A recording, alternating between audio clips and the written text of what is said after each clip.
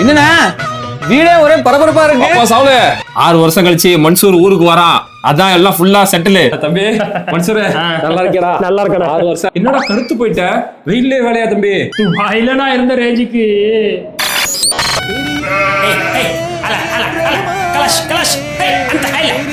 ஒட்டக வாடை அடிக்கிறதா தம்பி? அது இல்லண்ணே, அங்க சவுதியில நான் இருந்த இடத்துல ஒட்டக பால்ல தான் டீ குடிப்போம். பிளாஷ்பேக்ல உனக்கு அந்த வாதம் அடிச்சிருக்குமோ என்னவோ. சரிண்ணே, பசங்களை கூப்பிட்டு வரலையோ? அத்தா தான் விட்டுட்டு போயிட்டாங்க. சரி பரவாயில்ல செல்லம், அத நானே வீட்டுக்கு வந்துட்டேனே. சரி எங்க போறீங்க புக்கோட 2 பேரும்? நாங்க 2 பேரும் மதரசா போறோம். மதரசால நல்லா சச்சா மாதிரி நல்லா படிக்கணும். நான் பாரு நல்லா படிச்சனால துபாயில போய் இவ்வளவு பெரிய ஆளா இருக்கேன். துபாயில கக்கூஸ் கலூர் ஆளை பார்த்துட்டு நீ வந்து ஓவரா விட்டு போறானே. டேய் மண்டையா, என்னடா குசு குசுங்கற? ஒண்ணும் இல்ல சச்சா, பில்டிங் கான்ட்ராக்ட்னு சொன்னேன்.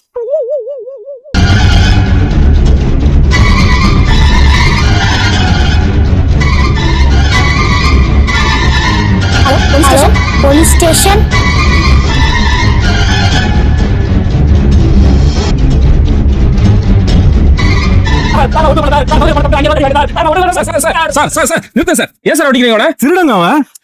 என் தம்பி சார் அவன் நேத்து தான் துபாயில இருந்து வந்திருக்கான். அப்ப சொந்த வீட்டுல திருடுறியா நீ? அவன் திருடன் உங்களுக்கு யார் சொன்னது? இந்த பாப்பா தான் ஃபோன் பண்ணிச்சு. ஆயிஷா இங்க வாமா. நீ அம்மா போலீஸுக்கு ஃபோன் பண்ண? ஆமா. ஏன்?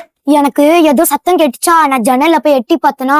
டேய் மன்சூரே, நீ ஃளைட்ல வந்து ரொம்ப டயர்டா இருப்ப. போய் சீக்கிரம் போய் படுத்துரு. காலையில எந்திரிச்சு நம்ம மாமா போய் கொஞ்சம் போய் பாத்துட்டு வந்துருவோம். சரி போய் சீக்கிரம் போய் படு. வா.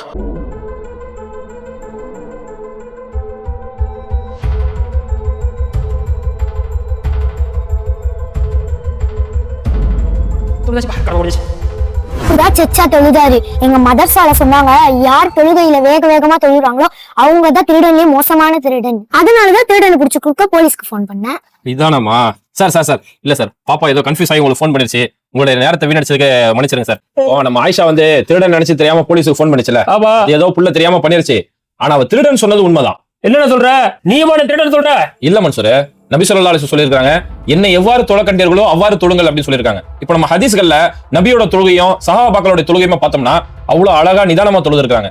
ஆனா அப்படி இல்லாம வேக வேகமா யார் ஒருத்தர் தன்னோட ருக்குவையும் சுஜூதையும் பூரணமா நிறைவேற்றாம தொழுறாங்களோ அவங்க தான் திருடன் சொல்லியிருக்காங்க. அது மட்டும் இல்லாம இவர்கள் தான் திருடர்களே மிக மோசமான திருடன் சொல்லியிருக்காங்க. ஏன்னா தொழுகைன்றது நம்ம படைச்ச இறைவன் கூட நம்ம பேசுறதுக்கு சமம். அதனாலதான் நபி ஸல்லல்லாஹு அலைஹி வஸல்லம் சொன்னாங்க, நீ அல்லாஹ்வை பார்க்கிற மாதிரி வணங்கு அப்படின்னு சொன்னாங்க. இல்லையா, அல்லாஹ் உன்னை பார்க்கறான் அப்படின்றத மனசுல நினைச்சுக்கிட்டு நீ தொழு அப்படின்னு சொல்லியிருக்காங்க.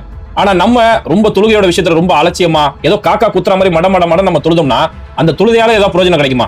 அதனால இப்படி வேக வேகமா தொழுறதால இந்த தொழுகை பரிபூர்ணமாகுமா? இந்த தொழுகையால மறுமையில நமக்கு கூலி கிடைக்குமா? அப்படிங்கறத நீயே யோசிச்சு பாத்துக்கோ. உன்னை நல்லா புரிஞ்சுக்கோ. வாழ்க்கையில மட்டும் இல்ல, தொழுகையிலும் நிதானம் ரொம்ப முக்கியம். அல்லாஹு அக்பர், அல்லாஹு அக்பர், அல்லாஹ்.